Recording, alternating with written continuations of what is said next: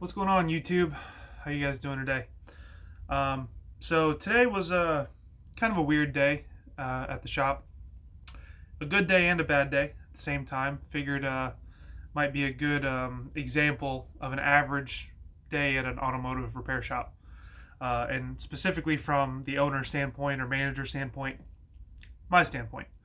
Um, for those of you who are interested in potentially opening up a shop, or you just think, screw the man, I'm tired of working for somebody else, I want my own thing. Let me give you an example of how today's kind of gone. It's now 7:30 at night on a Wednesday, and today, to be honest, was not much different than a regular day at the shop. So what happened today that was good? So I came in this morning. By the time I got here this morning, it was about 9:30. We opened up at 9 o'clock.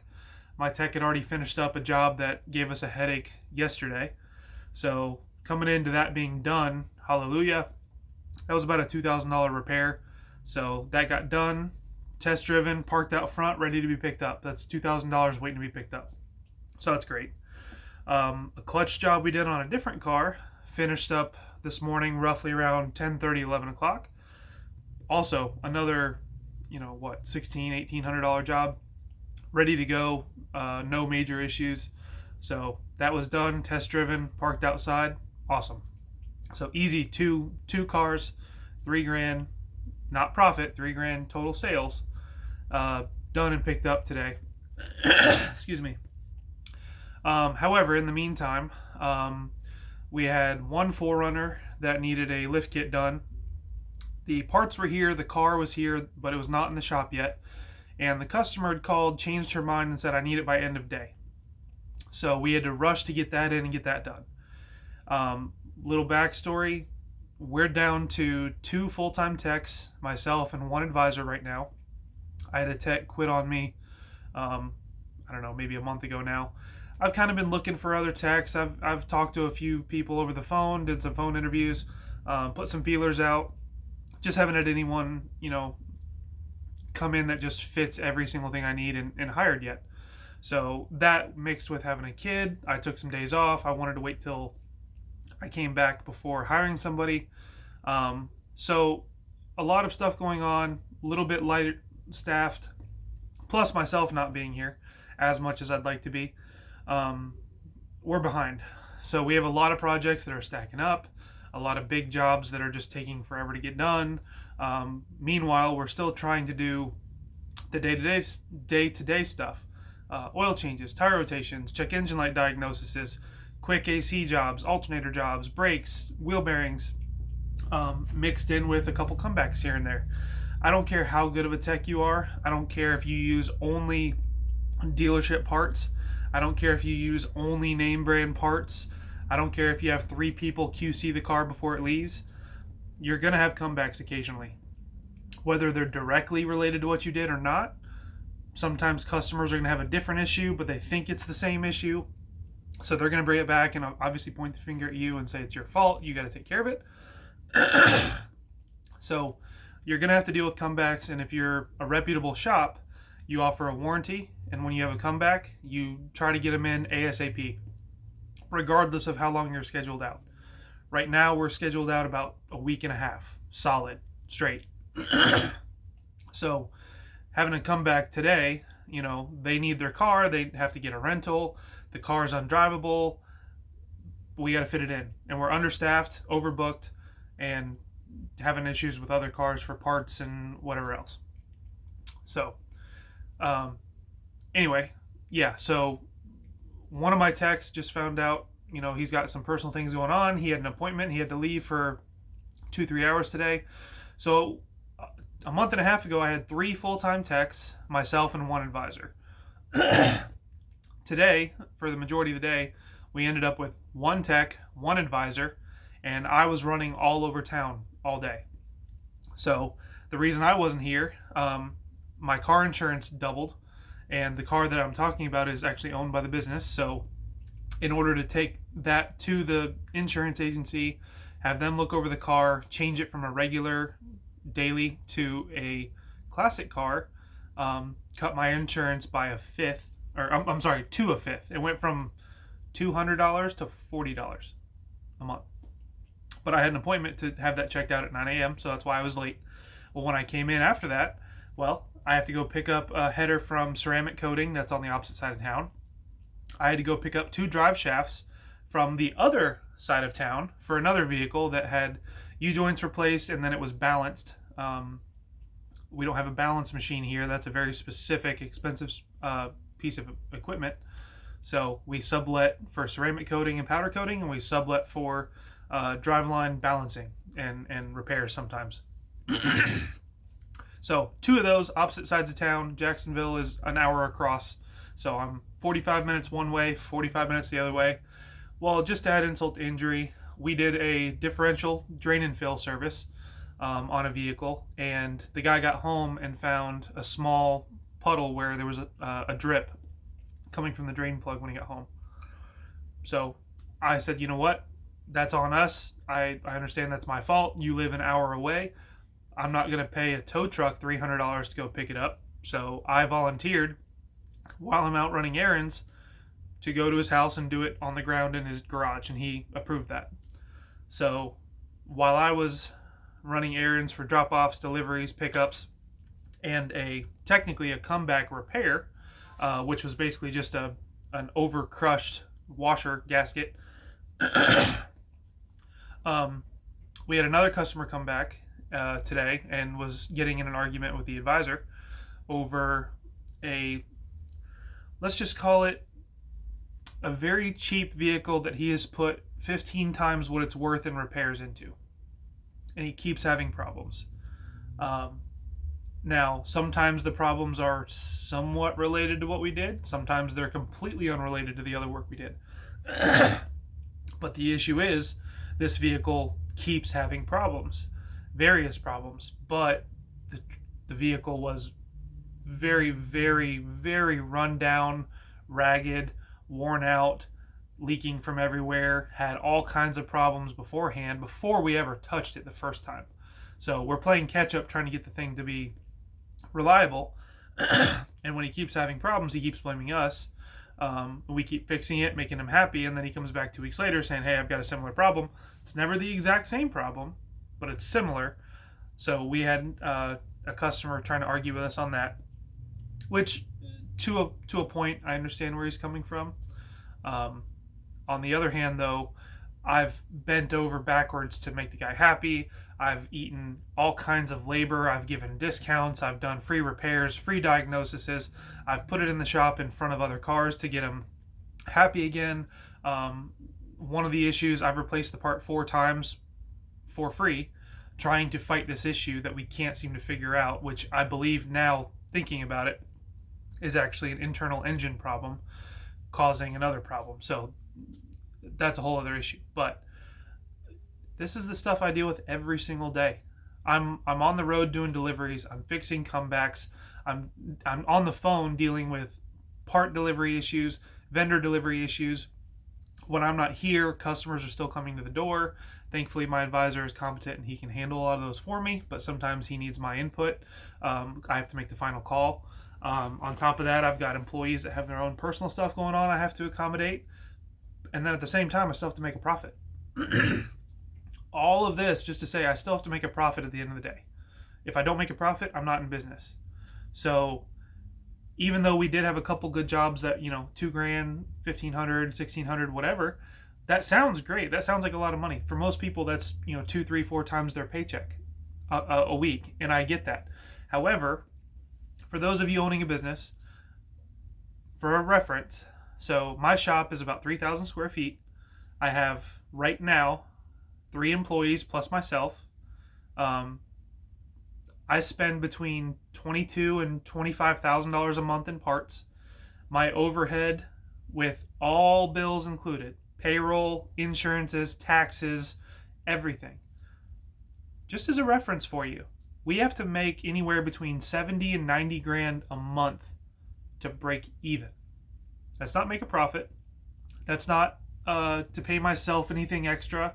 That's not new equipment. That's not building repairs. That's not unexpected expenses. That's the break even number. So for a lot of people that hear $3,000 to $4,000, why am I complaining?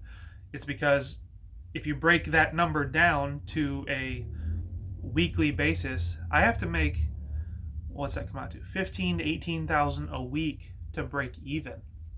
So that comes out to $3,000 to $4,000 a day before I make a profit, because I pay my employees well. I have benefits. I like to keep my equipment up to date, because I do try to keep some stuff in inventory that I have to pay for and sit on until it gets sold.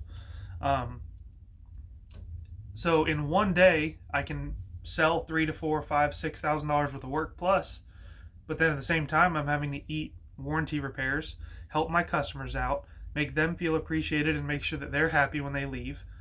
Run the business, take care of the employees, deal with employee problems, deal with vendor problems, government issues, tax issues, accountant issues, bookkeeping issues, inventory problems, parts delivery issues, and still make sure the car is fixed right.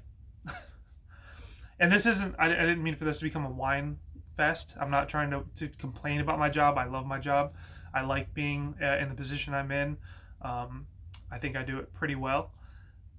But just as a reference, for any of you looking to start a business, this is an average day. I started at 9 o'clock. That's when I got to the insurance company to have the business vehicle checked out so I can get my overhead down. That was the whole point, is get my insurance lower to help with my monthly overhead. Got that taken care of, and then come in, do a little bit of work, and then go do all the deliveries and everything else while running the business in between. And on top of that, trying to keep a personal life. And here we are, 7:37 at night on a Wednesday.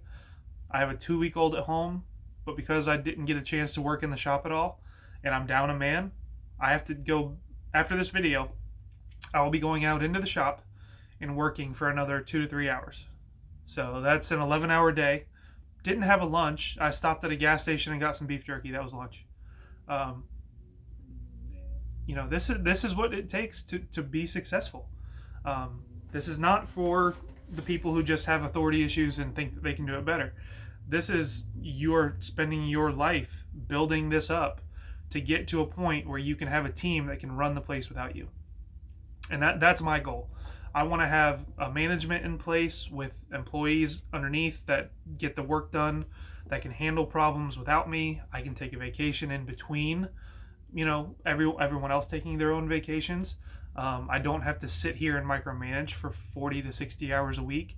I can kind of come and go as I need. I can network with other business owners. I can do some business networking trips, or go to conferences, or go to some speeches or events that will help me build the business, network with other business owners, set up new accounts, find better pricing on things. I'm constantly having to find vendors that I can work with that will allow me to make a profit while also sell a good product.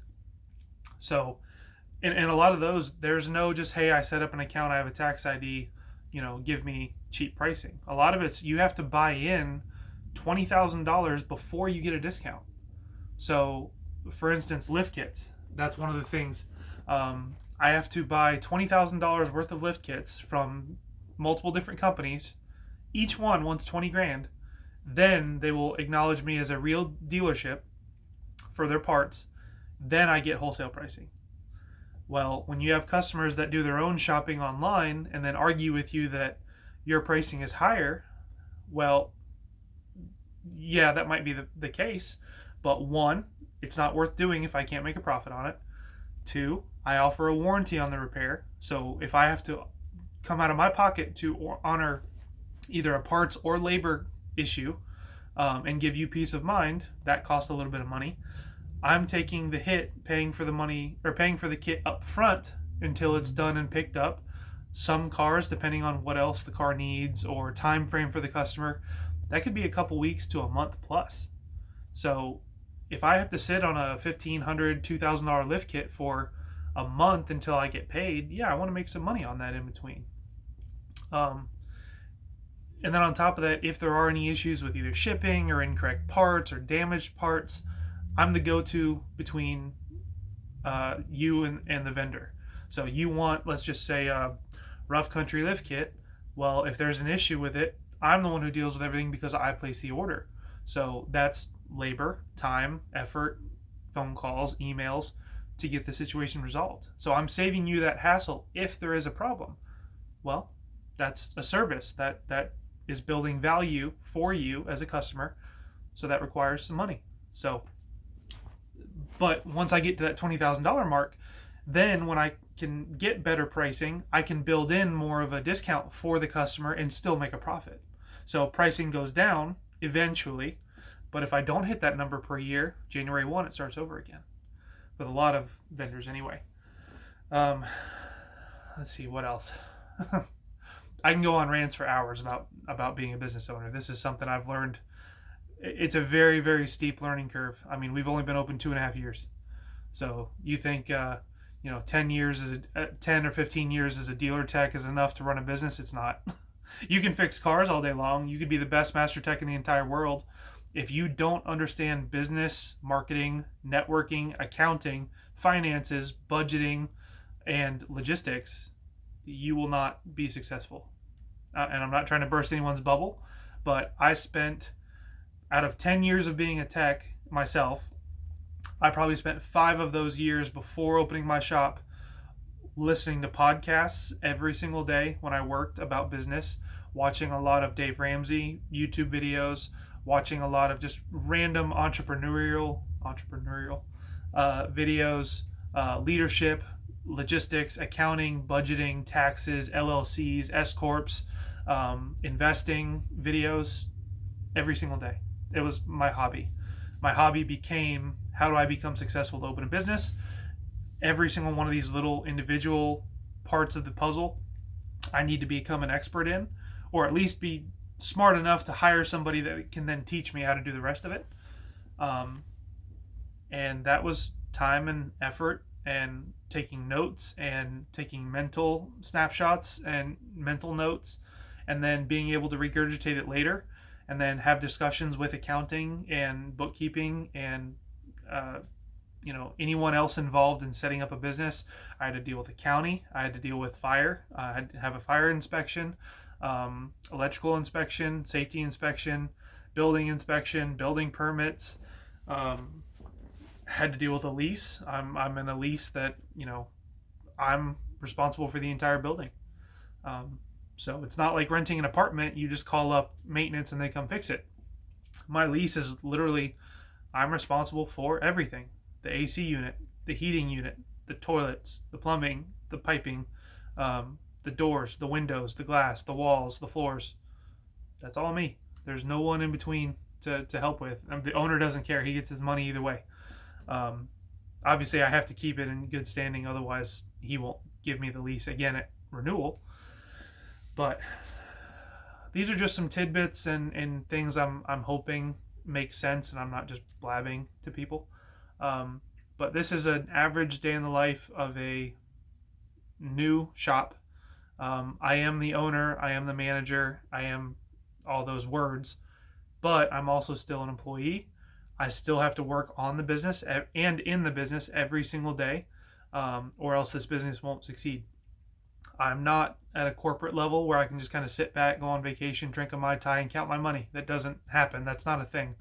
Not until you get to be way, way, way higher and way more money in the bank than what I'm at. Now, on the plus side, I love what I do. I love working on cars. I'm actually going to go work on a 95 Supra after we're done with this video.